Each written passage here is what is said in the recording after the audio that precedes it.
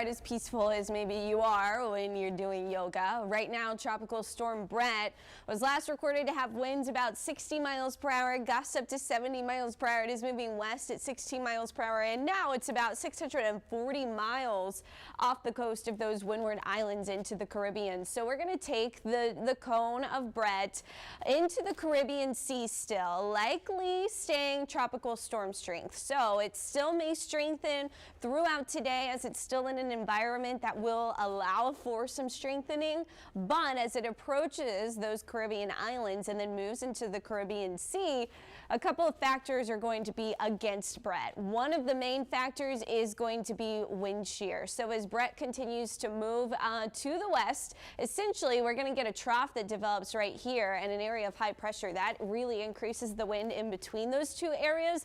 That creates a lot of wind shear, which would work to tear Bret apart, and essentially it kind of just develops or moves into part of that trough, and we don't really see much hope for Bret staying as a tropical storm, likely becoming a tropical depression and continuing to weaken as it does move across that Caribbean Sea.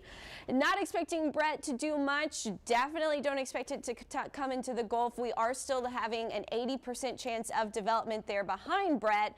That is Invest 93L. That's expected to go north into the Atlantic, staying in those warm sea surface temperatures though. Speaking of warm sea surface temperatures, we're still dealing with the temperature of 83 out on the water, extreme heat, moderate rip risk, and waves 2 to 4 feet today. Barbie.